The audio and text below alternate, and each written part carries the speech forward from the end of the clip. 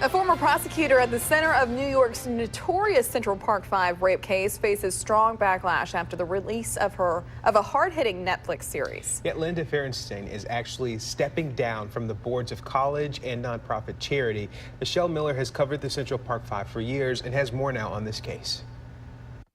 They brutally raped a woman and discarded her like a piece of garbage. When They See Us revisits Manhattan's Central Park 5, a case which drew national headlines in 1989.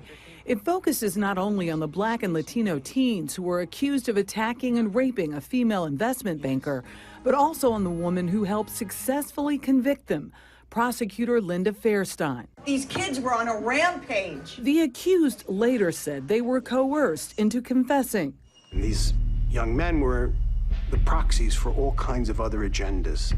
Sarah Burns produced and directed a 2012 documentary about the case. I think a lot of people now with the new series are coming to this story and learning about what happened, and it makes people upset. I didn't see a lady or hit anyone. Raymond saw you hit her! Who's Raymond? The city of New York reached a $41 million settlement with the 5 in 2014, years after another man confessed, linked to the crime by DNA evidence.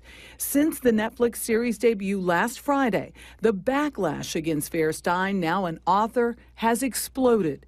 The hashtag Cancel Linda Fahrenstein trended on Twitter, and more than 75,000 people signed an online petition calling for a boycott of her children's books and mystery novels. Raymond Santana left jail a free man. We interviewed Raymond Santana, one of the Central Park 5, after his exoneration.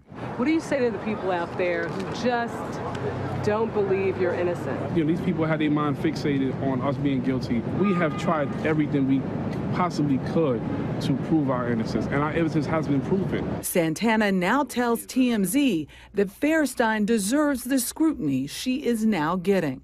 And even though it's 30 years later, she has to pay for her crime.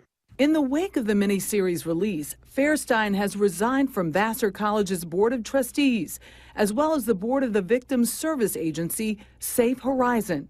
In a letter to the agency's chairman, she says the show depicts me in a fictionalized version of events in a grossly and maliciously inaccurate manner. I think in part why this is directed more at Linda Fahrenstein is that she has remained steadfast in her belief in the guilt of the Central Park 5.